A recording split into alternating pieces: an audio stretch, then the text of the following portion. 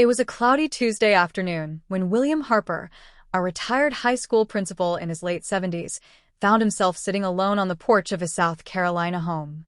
The gentle sway of the rocking chair did little to calm the storm inside his heart. There was something that had been eating away at him for months now. He couldn't quite name it, but he could feel it. People had started to distance themselves. His son Michael no longer dropped by on weekends like he used to. His neighbors, who once waved eagerly at him from across the street, now gave him brief, tight-lipped smiles. And even Rachel, his beloved granddaughter, seemed to be finding excuses to cut their video calls short. "Am I becoming invisible?" William muttered under his breath. He wasn't mean. He had lived a decent life, served his community, paid his dues, loved his late wife deeply. But something had changed, and it wasn't just the world around him. Maybe, just maybe, it was him. That night, unable to sleep, William sat down at his desk and began writing in an old leather-bound journal. He wrote everything he could think of: memories, moments, conversations, even the uncomfortable silences that had recently become common. His pen flowed across the pages like a desperate plea. What did I do to push everyone away? 2 days later, while visiting the community library, William ran into Sarah Myers, a cheerful 68-year-old widow and longtime acquaintance. She noticed the troubled expression on his face and sat beside him on the reading bench. "William," she said softly, "I don't mean to pry, but you look like a man with something weighing on his soul." He sighed. "Sarah, do you ever feel like everyone is slipping away? Like people can't wait to be rid of you, but they won't tell you why?" She tilted her head gently. "You're not alone. I felt the same last year. It took a hard conversation with my niece to finally realize I had picked up some habits that made people uncomfortable." That caught William's attention. "What kind of habits?" he asked. And so, Sarah shared her own experience, and what followed was a painful but eye-opening conversation. She listed some of the most common ugly habits she had learned about, habits that many older folks develop, often unintentionally, that push others away. William was quiet for a while, but later that evening, he decided to reflect deeply and identify whether he too had fallen into those traps. First, he noticed that he constantly interrupted people when they talked.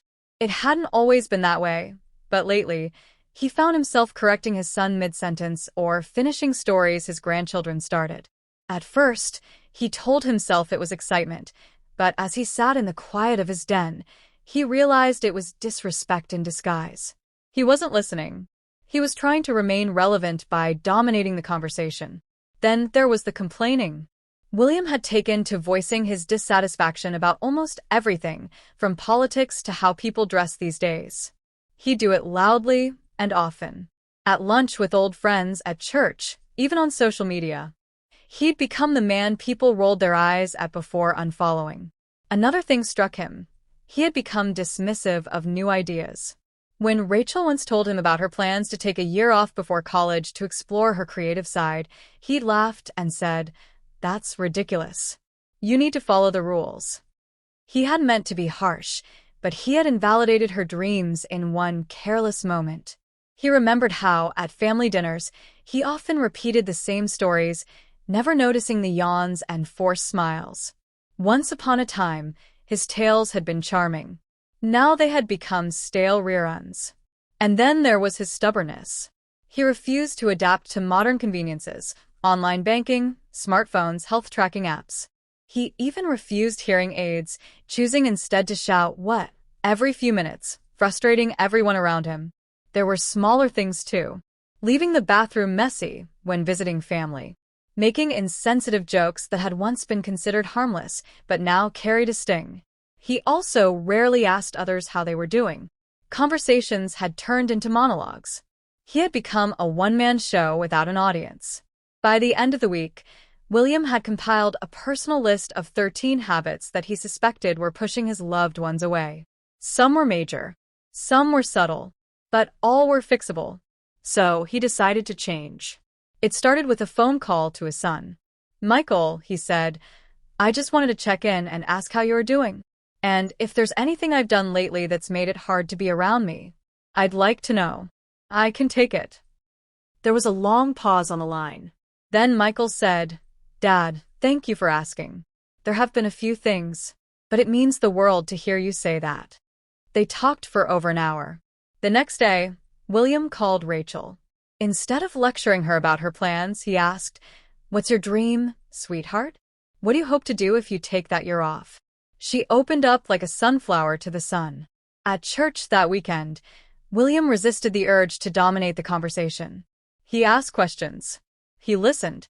He made a point to learn something new each day.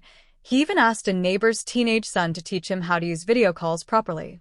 He joined a community senior circle where members met weekly not only to socialize but to hold each other accountable for habits they wanted to change. Sarah introduced him to the group. He shared his list of 13 habits, and to his surprise, nearly every head in the room nodded in recognition. They weren't alone. None of them were. It was a quiet epidemic of disconnection, rooted not in age, but in a lack of self-awareness. As the weeks passed, something shifted. Neighbors stopped by to chat. Rachel sent longer video messages and even asked William to read one of his wartime journals for her class project. His son invited him to a baseball game. William didn't become perfect. There were still slip-ups. Old habits die hard. But now he noticed. And he cared enough to try. And others noticed the change too. Months later, on a warm summer night, William hosted a barbecue in his backyard. His family came. Friends brought desserts. Laughter rang in the air. As he sat beside Sarah under the glow of string lights, he smiled. "You know," he said, "I used to think that growing old meant losing people. Turns out, it was my own walls that pushed them away." Sarah clinked her lemonade glass against his.